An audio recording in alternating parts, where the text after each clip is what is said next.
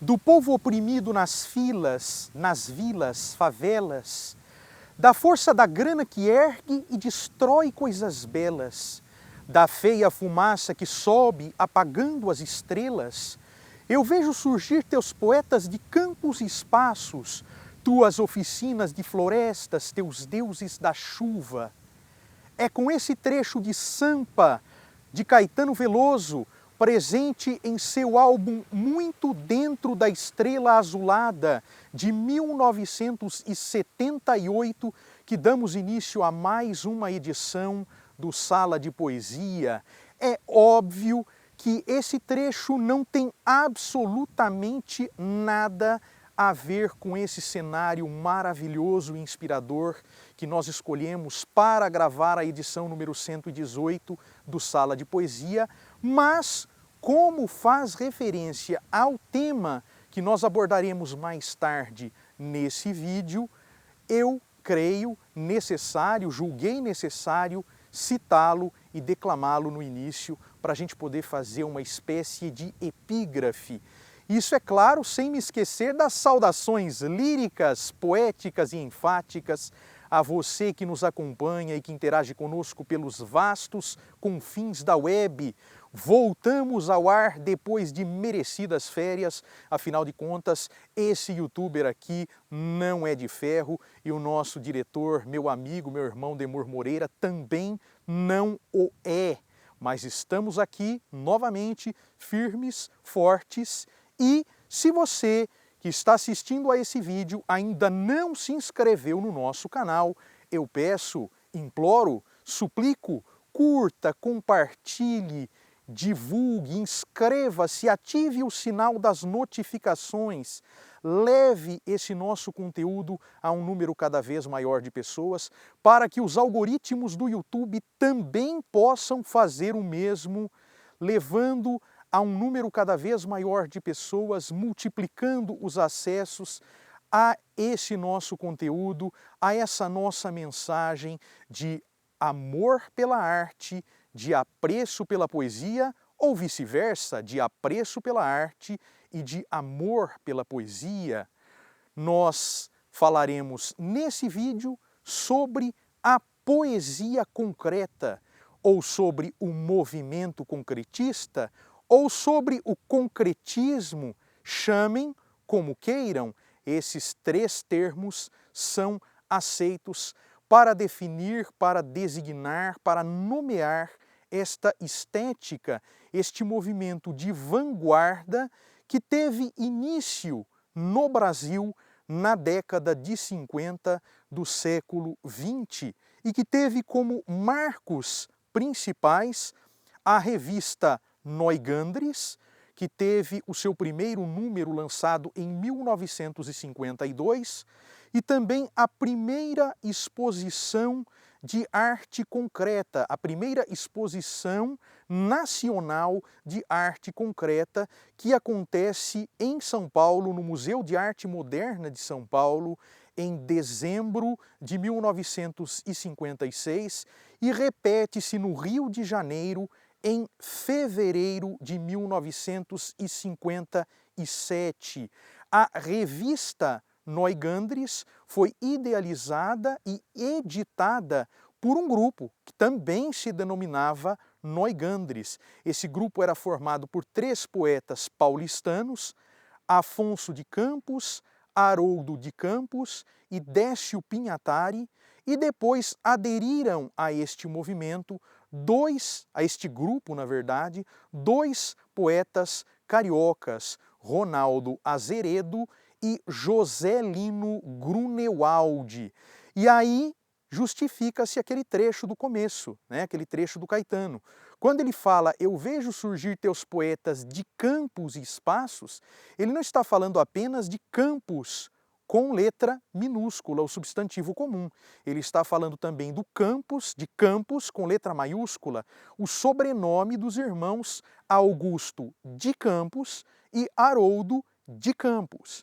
Caetano Veloso, nesta mesma música Sampa, ele faz referência, torna a fazer referência à poesia concreta. Ele fala dos dois irmãos, né, Afonso aliás, Augusto e Haroldo de Campos, né? E depois ele fala, mais adiante na música, ele fala sobre a questão: quando eu cheguei por aqui eu nada entendi, da dura poesia concreta de tuas esquinas, da deselegância discreta de tuas meninas. Quer dizer, ele vai fazer uma brincadeira com a palavra concreto, né, um material concreto, do qual é feita a maioria das construções em São Paulo, com a questão da característica da poesia concreta. A poesia concreta tem precursores, como todo movimento tem os seus precursores, a poesia concreta também o tem, né? O concretismo também o tem. E os seus precursores na Europa são o poeta suíço Max Bill e o poeta russo Vladimir Mayakovsky. Mas aqui no Brasil também existe a presença de uma figura internacional, que é um poeta suíço-boliviano chamado Eugen Göringer. Eugen Göringer. Ele, em 1953, se não me falha a memória, ele lança um livro chamado Constelações, e em 1955, um ensaio chamado Do Verso à Constelação. E nesses dois exemplares literários, né, nessas duas peças literárias, uma delas um livro de poemas, Constelações, e a outra um ensaio, ele vai falar sobre, ele vai colocar os princípios, né, da poesia concreta, os princípios que são, eu não diria assimilados, mas compartilhados com esses poetas todos, né? Os 3 paulistanos, os 2 cariocas e durante um tempo até um maranhense, um certo José de Ribamar Ferreira, que ficará conhecido como Ferreira Goulart. Ferreira Goulart, posteriormente, vai romper com o grupo de São Paulo, com o grupo Noigandres, e em 1959 vai lançar, junto com alguns outros artistas, no Rio de Janeiro, a poesia neoconcreta, a arte neoconcreta, vai organizar no Museu de Arte Moderna do Rio de Janeiro, em março de 1959, a primeira exposição nacional de arte neoconcreta. 56, São Paulo, primeira exposição nacional de arte concreta. Rio de Janeiro, março de 1959, primeira exposição nacional de arte neoconcreta. Então temos tudo isso. Noigandres, que é a palavra que dá nome à revista. Essa palavra teria sido extraída de um poema do trovador provençal Arnaud Daniel. E essa palavra é uma palavra occitânica, é uma palavra provençal, não é uma palavra francesa, mas é uma palavra provençal, embora a Provença fique na França, mas é do dialeto provençal.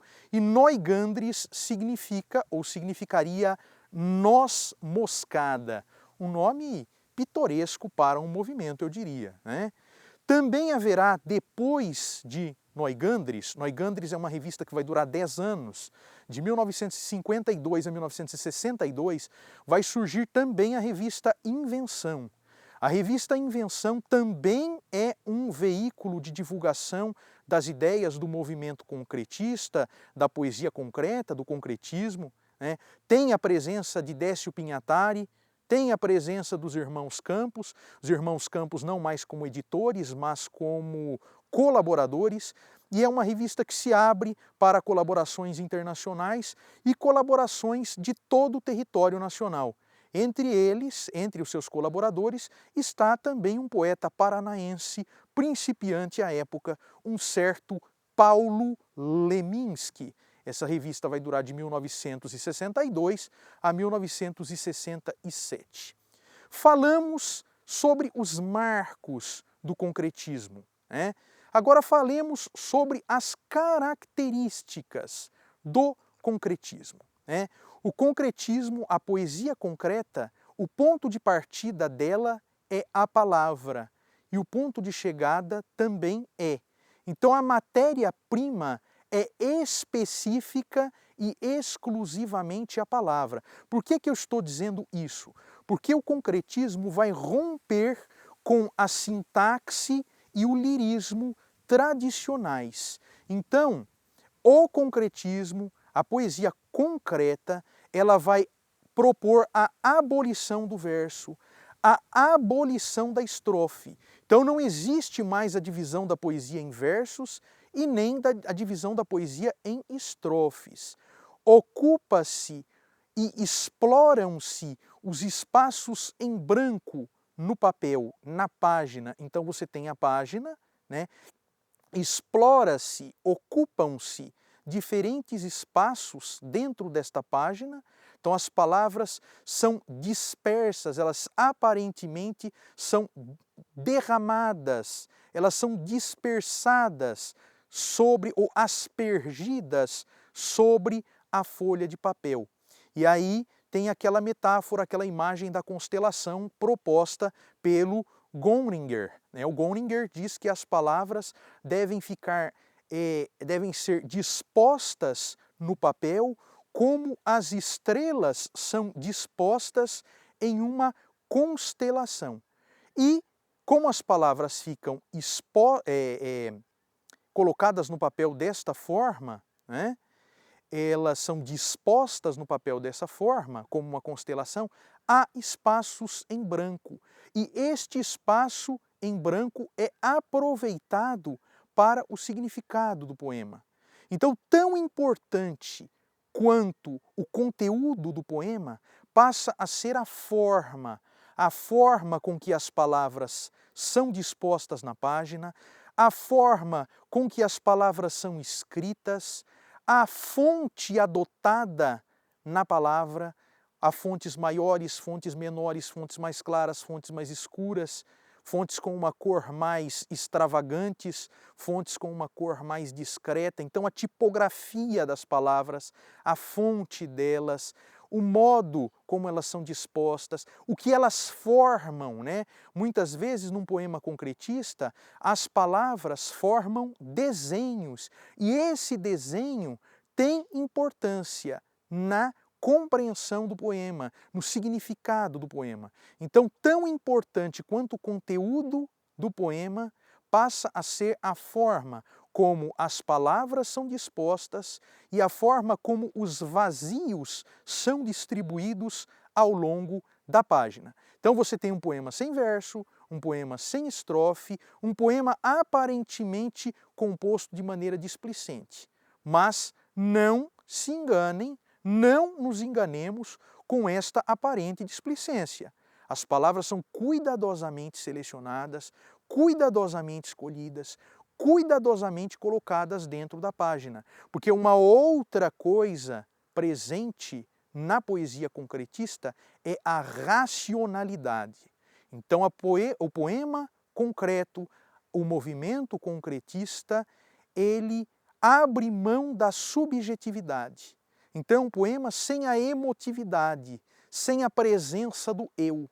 Então, é um poema sem eu, é um poema sem emotividade. Nós já vimos que ele não tem verso, não tem estrofe, não tem a presença da emotividade. Lembrando, função emotiva da linguagem, aquela que coloca o emissor em destaque, né? É um eu expressando seus pensamentos, expressando seus sentimentos. Esta função não está presente na poesia concretista, não está presente nesse movimento, na poesia concreta. Então temos esta ruptura, uma ruptura também. Então você tem uma ruptura também com a emotividade, com a subjetividade, com o lirismo tradicional.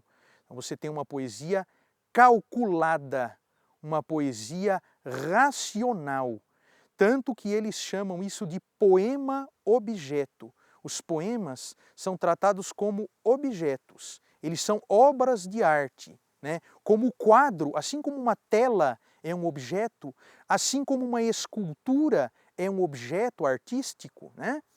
A poesia, cada poema concreto é um objeto artístico também, mas é um objeto que está lidando, ao invés de lidar com a tinta, com o pincel, ao invés de lidar com os materiais da escultura, né, o bronze, as ferramentas com que se trabalha o bronze, ou a pedra, ou a argila e tudo mais, né, a matéria é a palavra.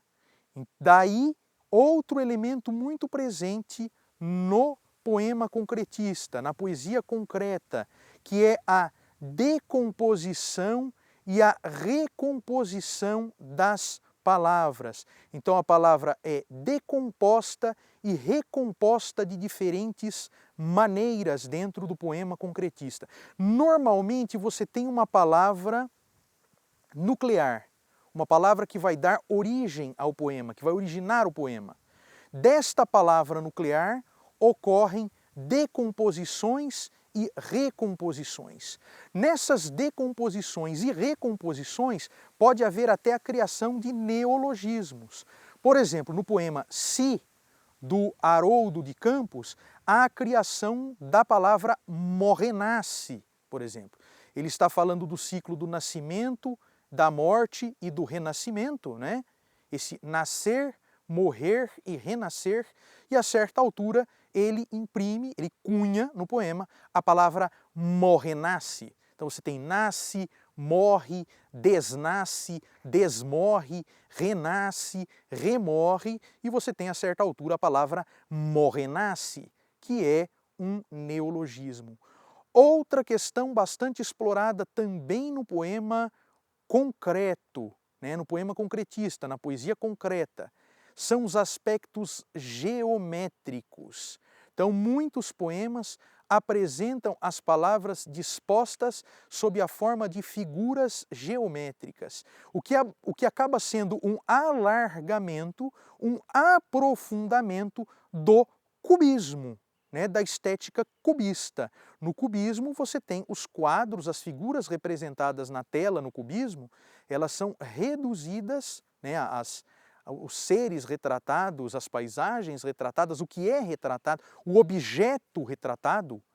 Então, o objeto retratado ele é reduzido a proporções e figuras geométricas. Então há um alargamento disso, um alargamento poético disso no concretismo. Então na poesia concreta vai haver esta questão. O concretismo surge em um contexto histórico bastante interessante, que é o contexto do desenvolvimentismo de Juscelino Kubitschek. 1952 é governo Getúlio ainda, o governo democrático do Getúlio, não o período ditatorial do Getúlio, aquele momento em que ele é eleito, em que ele volta ao poder mediante eleições, através de eleições. Ele acaba cometendo suicídio em 1954, né? Então, nesse período do Getúlio, nós temos, por exemplo, o surgimento da Petrobras, né? O Brasil passa a produzir petróleo. E depois isso vai continuar com Juscelino, né? Com Juscelino Kubitschek. Você tem a construção de Brasília, né? A fundação de Brasília, tem o Brasil crescendo em indústrias de bens de consumo, tem o Brasil produzindo automóveis, você tem um Brasil que vive um surto de desenvolvimento, né?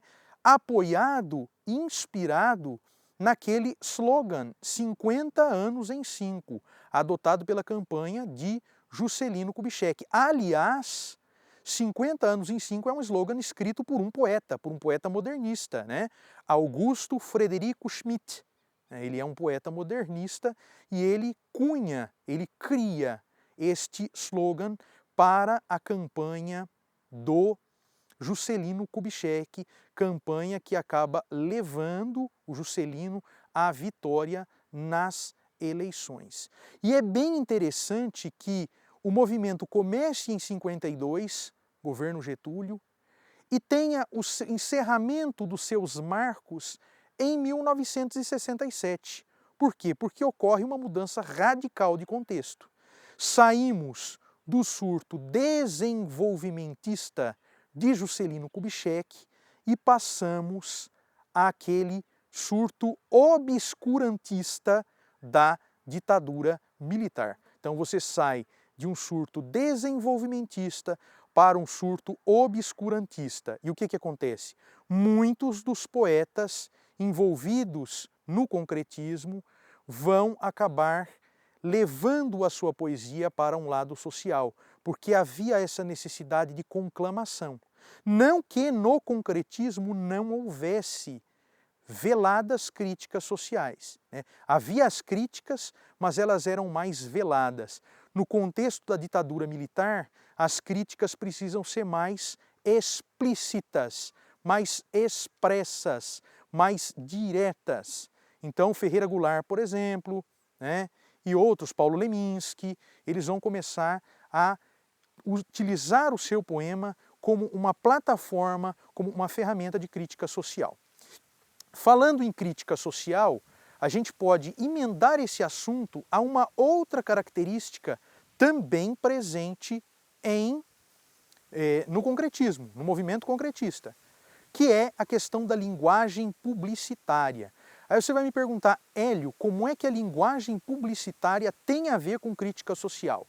Um exemplo claro de como essas duas coisas, de alguma forma, essas duas vertentes, esses dois elementos, esses dois aspectos, de alguma forma, podem se imiscuir, podem se misturar, é um poema chamado Beba Coca-Cola. O poema Beba Coca-Cola foi escrito por Décio Pinhatari, o mais velho dos concretistas, até um contemporâneo de um poeta que nós já falamos aqui, do suíço-boliviano, né, o Eugen Gomringer, que nós falamos dele, são contemporâneos. O Décio Pinhatari é de 1929, o Gomringer é de 1927.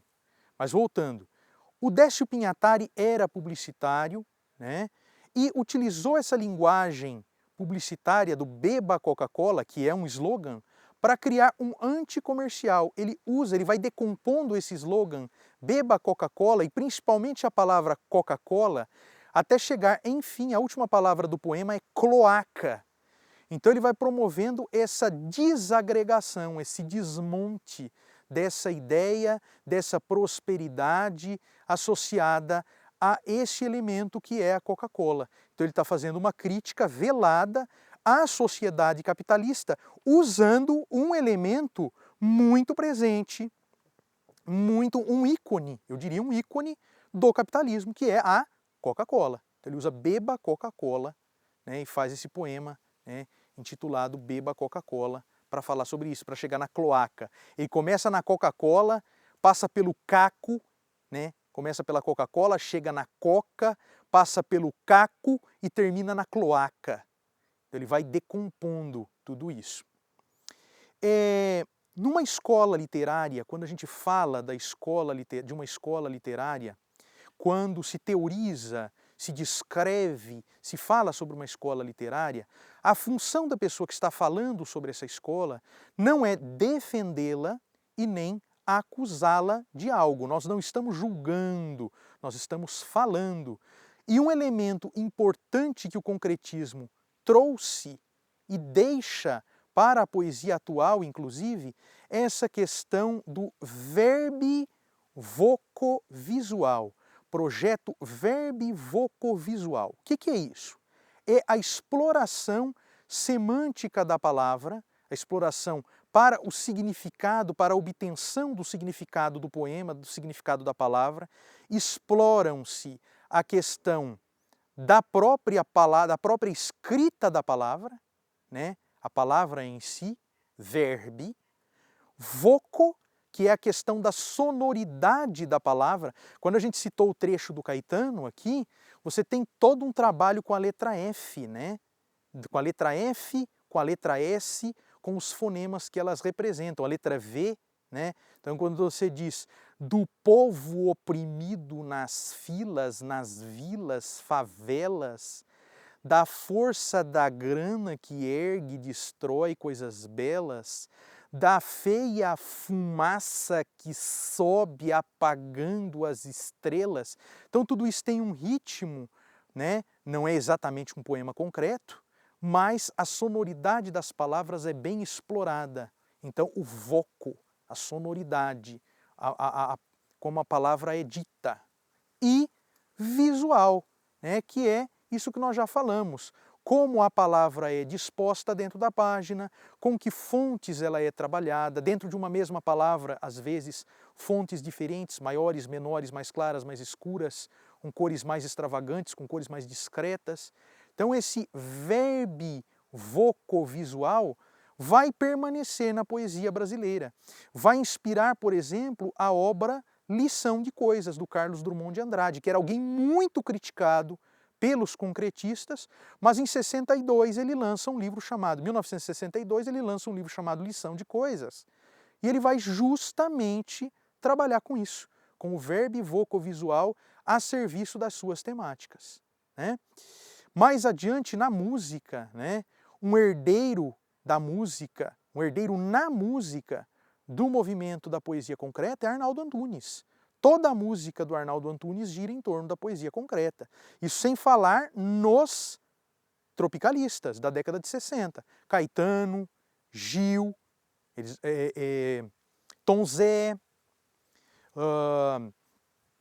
e outros, né? Caetano, Gil, Tom Zé e outros compositores dentro do concretismo, artistas posteriores, né? Jorge Maltner, Walter Franco, mais adiante Antônio Aguilar, o Antônio Aguilar que teve a banda performática, que foi onde apareceu o Arnaldo Antunes, Aguilar que ousou promover um concerto, vejam só, um concerto, em que ele tocava piano usando luva de boxe. Imagina alguém tocando piano usando luva de boxe. Então, tem toda esta herança, né, do concretismo. Eu estava tentando me lembrar o nome de um outro poeta, um outro compositor do tropicalismo, é o Torquato Neto. Então, Caetano, Gil, Tom Zé, Torquato Neto, todos vão beber nesse verbe vocovisual, dessa verbe vocovisualidade proposta pelo concretismo, presente no concretismo. E quase dando os trâmites por findos nesse nosso vídeo, nós falamos de poesia concreta e poesia neoconcreta, arte concreta e arte neoconcreta, exposição de dezembro de 56, exposição de março de 59. Falamos do Ferreira Goulart, que vai romper, juntamente com alguns outros, principalmente escritores e artistas baseados no Rio de Janeiro, né? Eles vão romper com a poesia concreta. Por quê? Com o concretismo, com o Grupo de São Paulo. Por quê? Esse tipo de experimentação promovida pelos concretistas havia já sido utilizada pelo Ferreira Goulart em um livro chamado A Luta Corporal, né, em um poema chamado Roseiral. Né? O poema Roseiral é um exemplo disso, dessas experimentações. Está lá no livro A Luta Corporal, do Ferreira Goulart, que, se não me falha a memória, não tenho certeza, é de 1955, mas eu não tenho certeza. Mas deixo aqui com vocês essa data como uma provável data, como um provável ano de publicação. Mas ele rompe com o movimento concretista, por quê? Porque ele entende que é impossível despir a poesia da emotividade. Não há como você fazer uma poesia sem um eu expressando pensamentos ou sentimentos, sem a presença da função emotiva da linguagem. E não dá, segundo Goulart, para se conceber uma poesia sem verso. Em algum momento existe a necessidade de se voltar ao verso, de se retornar ao verso, né? Então, por essa razão, ele rompe com o radicalismo, ele considera demasiadamente radical o grupo de Neugandres e, posteriormente, de Invenção. Então, esse é o nosso esboço, o nosso panorama sobre o movimento concretista, né? Agradecendo a vocês que nos assistiram e prometendo que nós voltaremos em breve com mais uma edição do Sala de Poesia.